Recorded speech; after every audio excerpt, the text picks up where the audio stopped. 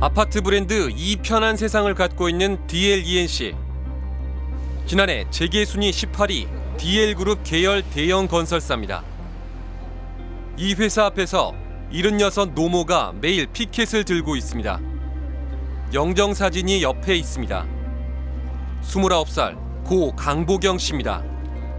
항상 대문만 바라보고 애가 전화 올란가 애가 들어올란가.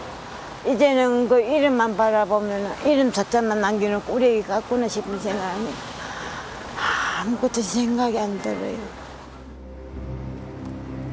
아들은 지난 8월 부산의 아파트 공사장에서 추락해 숨졌습니다. 하청업체 일용직으로 출근한 첫날 6층에서 창호를 교체하던 중이었습니다. 추락 방지용 안전고리도 안전 그물도 없었습니다. 하지만 원청인 DLENC도 하청인 KCC도 모두 책임을 미루고만 있습니다. 사람이 죽었는데 2달이 넘게 한 사람도 죄송하다라고 비는 사람이 한 명도 없었어요. 그게 제일 화났고 어머니가 다시 어떻게 회복하고 일어서시려면 누군가의 사과는 들어야 돼요. DLENC 공사장에서는 최근 2년 새 8명이 숨졌습니다. 지난해 3월 서울 종로, 4월 과천, 8월 안양, 10월 경기도 광주, 올해 7월과 8월에도 죽었습니다. 중대재해처벌법이 시행된 지난해 1월 이후 사망자가 가장 많은 곳이 바로 DLENC입니다. 하지만 DLENC 임직원 가운데 재판에 넘겨진 사람은 아직 한 명도 없습니다. 마창민 대표만 단 한 건에 대해서 피의자 신분으로 조사를 받고 있습니다. 창호 교체 내지 청소 등을 대림 쪽에서 요청했다는데 이 부분에 대해서 확인이 됐습니까?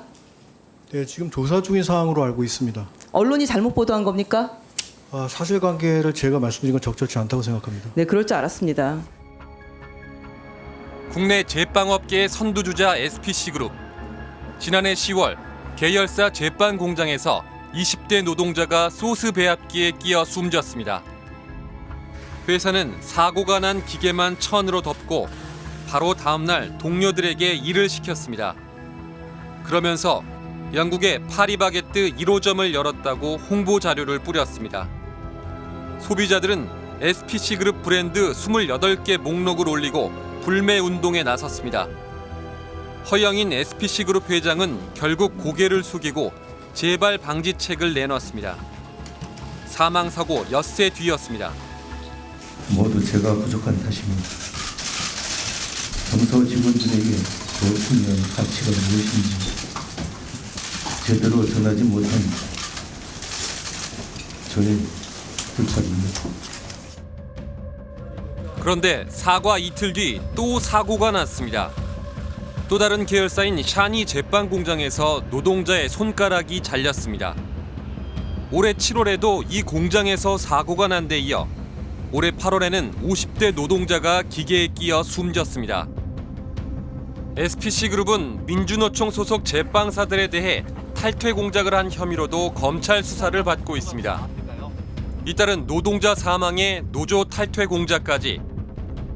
하지만 허영인 SPC그룹 회장은 건재합니다. 안전 예산이라든지 이런 방식에 대한 결정을 허영인 회장이 해야 되기 때문에 이제 허영인 회장이 실질적인 책임자라고 생각을 하고 있습니다.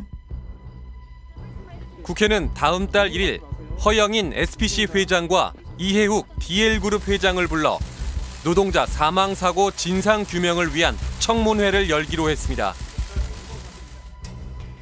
지난 월요일 DLENC 대표는 하청업체 KCC 대표와 함께 고 강보경 씨 유족들을 찾아 사과하고 민사상 손해배상에 합의했습니다. 사고가 난 지 103일 만입니다. DLENC도 그렇고 SPC도 그렇고 동일한 사고가 계속 발생을 함에도 불구하고 그것을 근본적으로 개선하려고 하는 노력들이 이루어지지 못했고 그것이 바로 경영 책임자가 안전보건의 중요성을 충분히 느끼지 못한 측면에서 비롯된 게 아닐까.